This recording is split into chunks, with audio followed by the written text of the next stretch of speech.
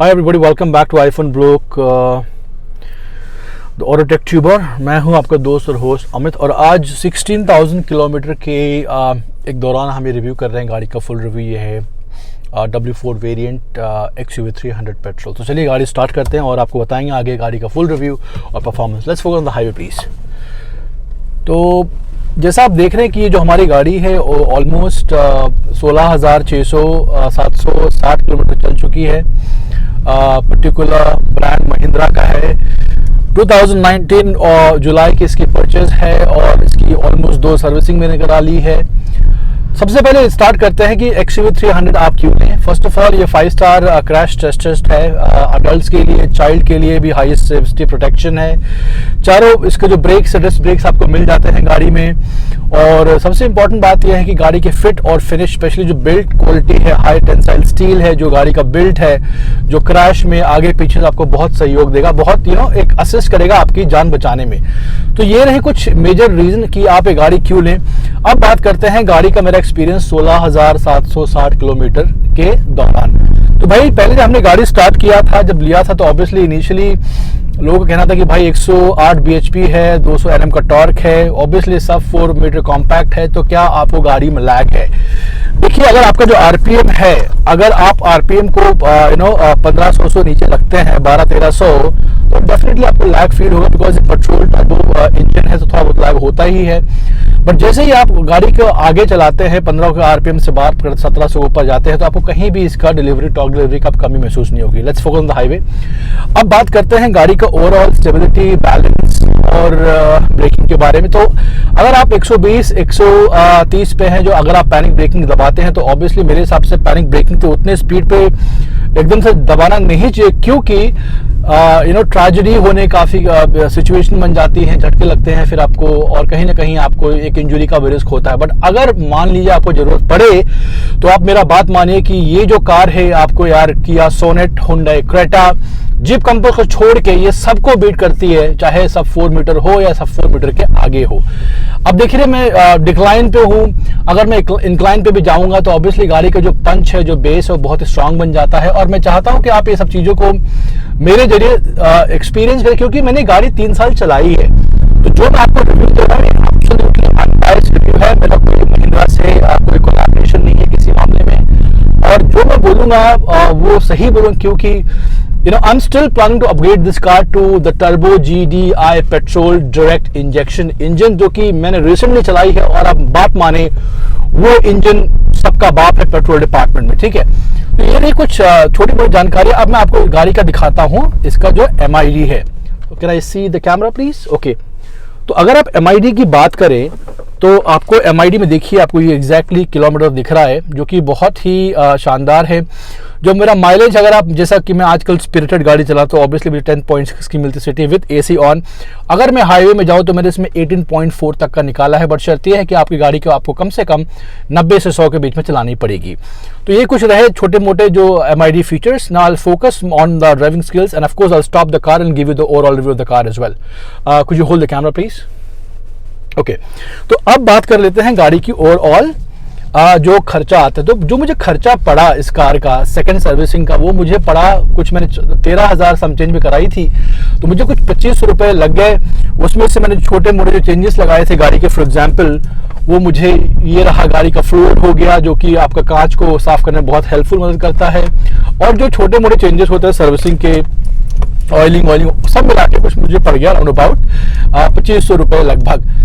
तो ये ओवरऑल गाड़ी का जो परफॉर्मेंस है, जो खर्चा है, जो मेंटेनेंस है, बहुत ही किफ़ायती है। हालांकि गाड़ी महंगी आती है, अगर आप पहले दूसरे गाड़ी ब्रेजा से कंपेयर करें, किसी से और कंपेयर करें, तो इसका जो बेस वेरिएंट है, ये अपने सेगमेंट में सबसे महंगा वेरिएंट है।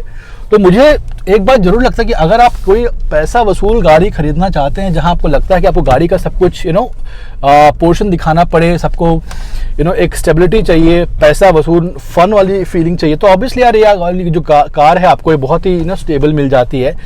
अब मैं गाड़ी रोकता हूं और आपको मैं सब पार्ट्स के बारे में बताता हूं स्टेप बाय स्टेप।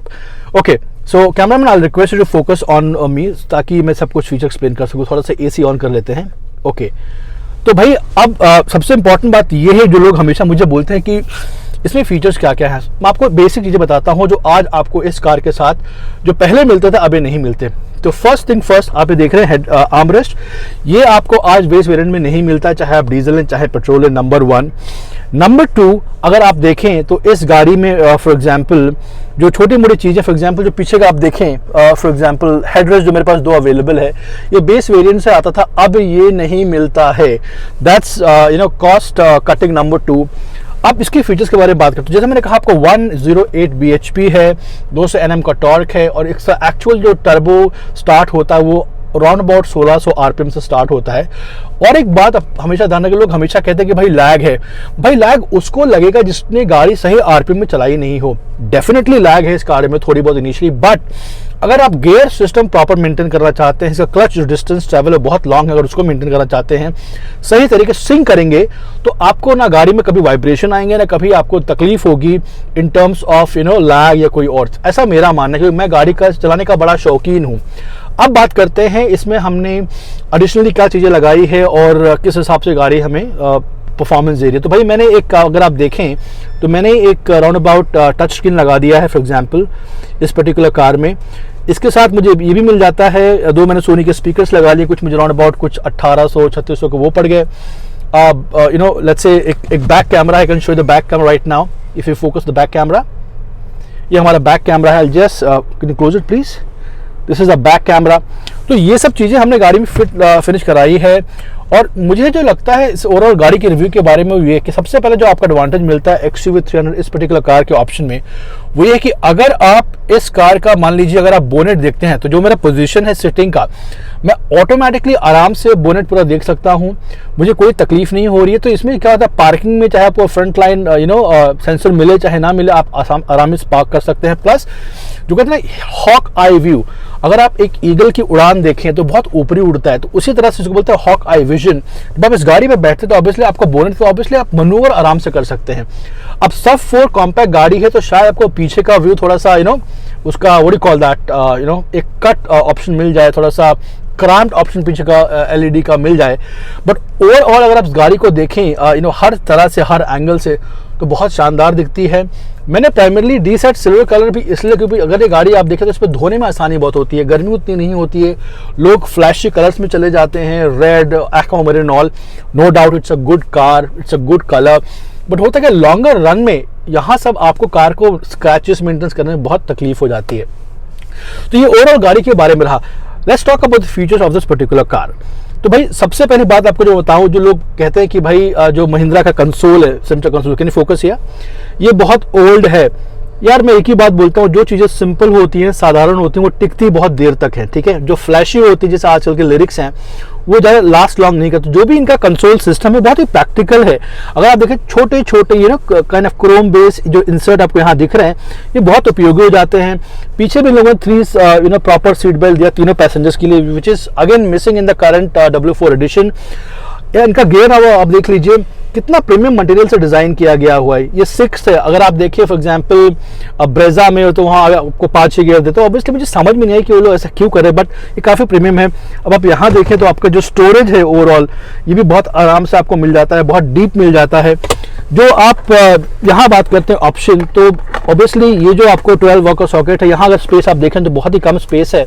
और ऊपर से जो ओवरऑल फील है, फॉर एग्जांपल ये सेंट्रल कंसोल का, ये बहुत ही साधारण है, no doubt, but of course आपको मजा देगा because it will last really long. अब बात करते हैं फंक्शंस की। तो यहाँ भाई आपको जो टेम्परेचर है आपका कोल्ड मिल जाता है, आपका हीटर मिल जाता है, ठीक है। ये सब चीज़ें, ये आपका ऑब्वियसली ये बटन है एसी ऑन और ऑफ का, ठीक है, उस हिसाब से ऑफ कर सकते हैं। ये जो उनकी एसी का आप विंडो देख रहे हैं जो, और ये बहुत ही इफेक्टिव है। एक और बात मैं बोलना चाहूँगा महिंद्रा को इस पर्टिकुलर रिव्यू को लेकर, मैंने 16,000 गाड़ी चलाई है। I do belong from place called Nagpur where it gets extremely hot in summer, so 40-45 plus is normal out there. यार मुझे यहाँ बैक सीट में एसी कमी लगती नहीं है इस पर्टिकुलर कार में, ऐसा मुझे लगता है।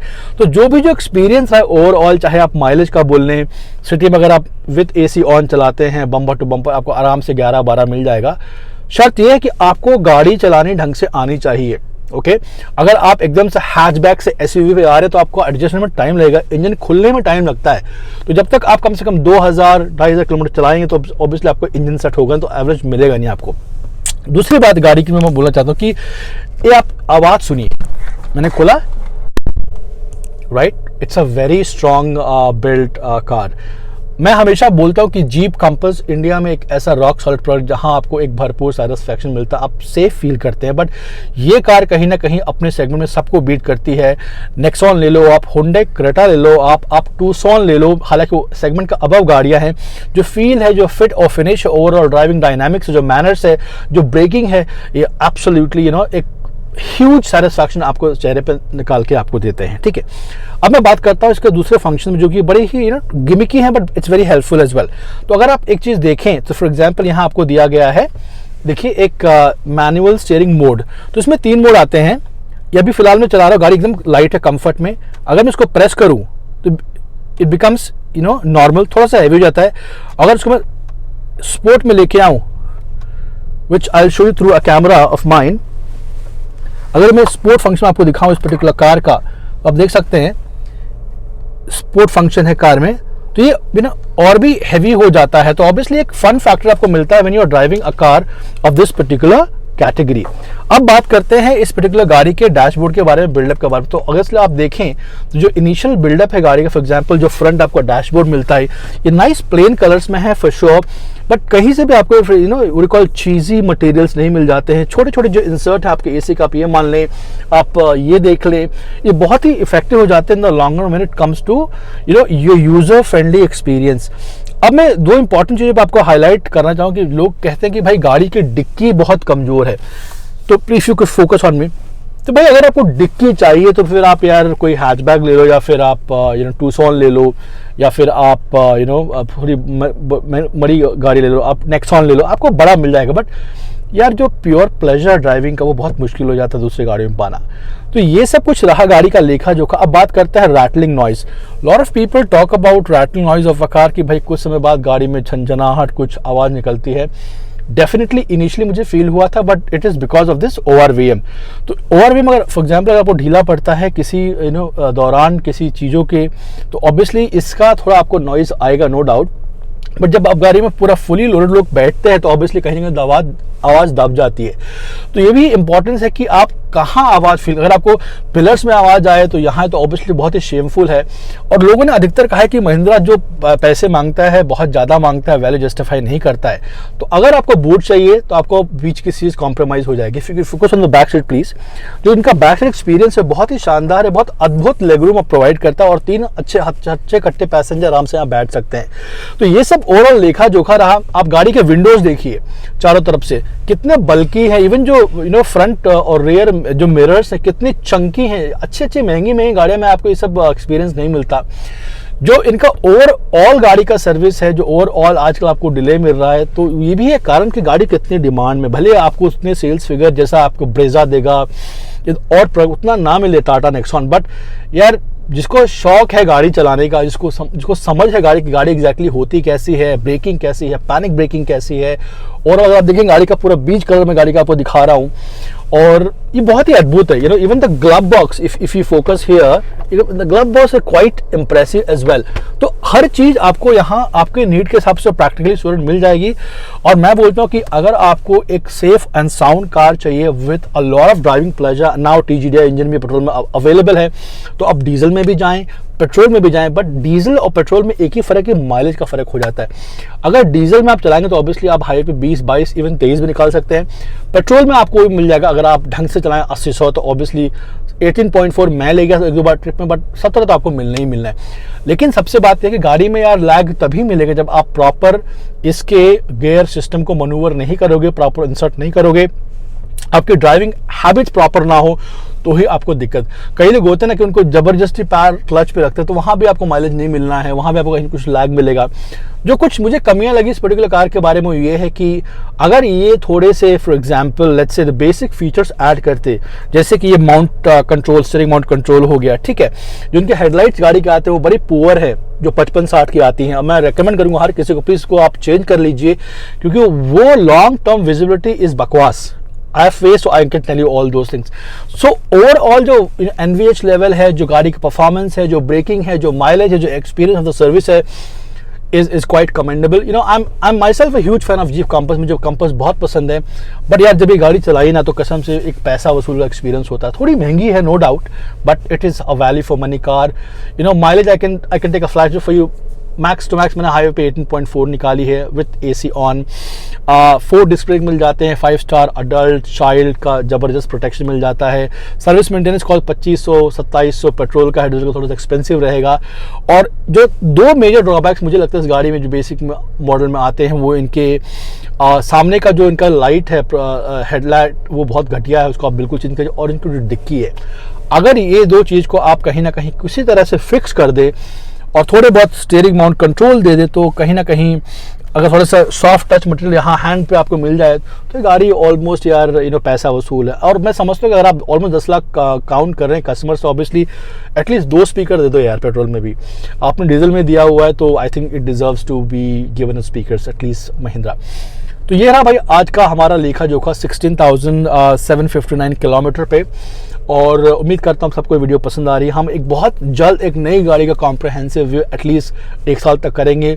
वो शायद ब्रेजा हो सकती है, शायद नेक्सॉन हो सकती है, शायद जीप कंपास भी हो सकती है. तो उसके लिए आप स्टे ट्यून्ड रहे. हमारा फेसबुक पे अकाउंट है, हमारा इंस्टाग्राम पे account, please follow us. We have account on Twitter as well.